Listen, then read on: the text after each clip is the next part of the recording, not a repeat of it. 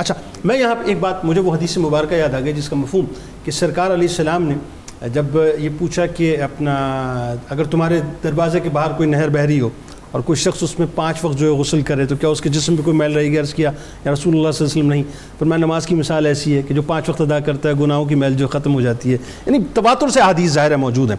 میں چاہتا ہوں اس پہ بھی ذرا سا آپ کو کلام فرما کے ساتھ ساتھ جو ہے وہ صحابہ کرام رضوان اللہ تعالیٰ علیہم اجمعین کا جو شوق نماز ہے اس پر ذرا کلام فرمائیے. بسم اللہ الرحمن الرحیم والصلاة والسلام علی سید الانبیاء والمرسلین. جنید بھائی، نماز عبادات میں سے اہم ترین عبادت ہے اور اس قدر اس کی اہمیت ہے کہ ہر اہم معاملے کے اندر نبی علیہ السلام نے نماز پڑھنے کی تاکید فرمائی.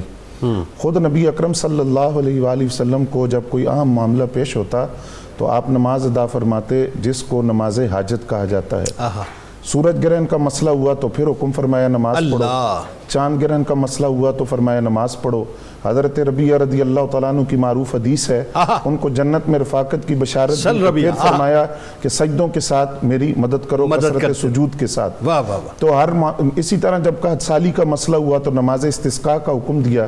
تو اس سے ہم اندازہ لگا سکتے ہیں کہ نماز عبادات کے اندر کس قدر اہمیت کی حامل ہے. عوارف المعارف کے اندر ایک نقطہ ہے نماز کے حوالے سے بڑا خوبصورت، اور جب ہم اس کو سمجھ لیں تو نماز کی طرف ایک رغبت حاصل ہو جائے. وہ فرماتے ہیں کہ نماز کے اندر 4 کیفیات ہیں، رکوع ہے، سجدہ ہے، قیام ہے، قعدہ ہے، اور 6 قسم کے ذکر ہیں. تلاوت قرآن ہے، تسبیح ہے، تحمید ہے، دعا ہے، استغفار ہے، درود ہے. یہ ٹوٹل 10 چیزیں ہیں، اور یہی 10 چیزیں فرشتوں کے اندر تقسیم کی گئی اس طرح کہ فرشتوں کی 10 صفیں تھیں اور ایک صف کے اندر 10,000 فرشتے تھے. تو 1,00,000 فرشتوں کے اندر یہ 10 چیزیں تقسیم کی گئی. کسی کو سجدے کا حکم دیا، کسی کو رکوع کا، کسی کو قیام کا، اور بندہ مومن کو 2 رکعتوں کے اندر یہ 10 کی 10 چیزیں عطا. اللہ اکبر، اللہ اکبر. اس قدر یہ فضیلت، اور وہاں جو سجدے میں وہ سجدے میں، جو رکوع میں وہ رکوع میں. کہ اللہ نے جو ہے تمام عبادتوں کا جو ہے وہ یوں سمجھ لیجئے کہ مجموعہ عطا کر دیا. واہ. پھر نماز کا اب صحابہ کرام رضوان اللہ تعالیٰ علیہ مجمعین، وہ نفوس قدسیہ جو براہ راست نبی علیہ السلام کے تربیت یافتہ ہیں، ان کا نماز کا جو شوق دیکھیے کہ حضرت سیدنا صدیق اکبر رضی اللہ تعالیٰ عنہ جب نماز میں قرآن مجید پڑھتے تو عورتیں اور بچے جمع ہو جاتے. یعنی خود کفار کی عورتیں اور بچے بھی وہاں جمع ہو کر قرآن کی تلاوت کو سنتے. حرم کعبہ میں آپ نماز پڑھتے تو وہاں اکٹھے ہو جاتے. جب رکاوٹ ڈالنے کی کوشش کی گئی تو آپ نے گھر کے اندر ایک گوشے کے میں نماز شروع کر دی.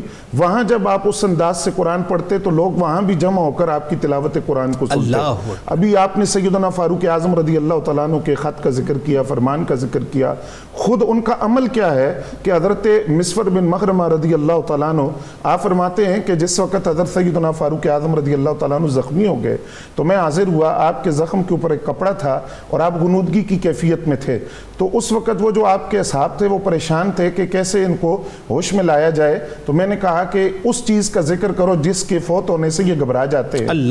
تو ایک صحابی نے کہا کہ نماز کے فوت ہونے کا خطرہ ہے یا نماز کا وقت جا رہا ہے. تو فاروق اعظم رضی اللہ تعالیٰ عنہ فوراً بیدار ہوئے اور آپ نے فوراً فرمایا کہ یہ بتاؤ کہ وہ جو نماز فجر تھی وہ ادا کر دی گئی؟ تو عرض کیا کہ وہ ادا ہو گئی. تو آپ نے فرمایا لا اسلام لمن ترک الصلاۃ، اس بندے کا اسلام کامل نہیں ہے جو نماز چھوڑ دیتا ہے. اور وہ جو خط تھا اس کے اندر بھی آپ نے یہ جملہ لکھا کہ جو بندہ عشاء کی نماز چھوڑ دیتا ہے اس کی آنکھیں نہ سوئیں. 3 مرتبہ آپ نے یہ جملہ کہا.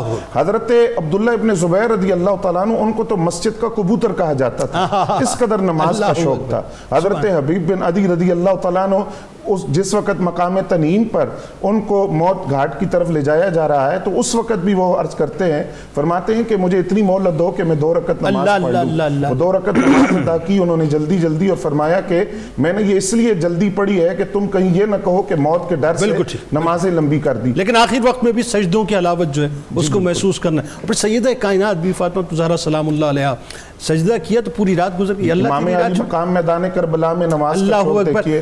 مولا علی المرتضیٰ کا امام زین العابدین متغیر ہو جانا، تمہیں کیا معلوم کون سی ذمہ داری اٹھانے جا رہا ہوں. امام زین العابدین علیہ السلام کا چہرہ جو تغیر ہو جائے.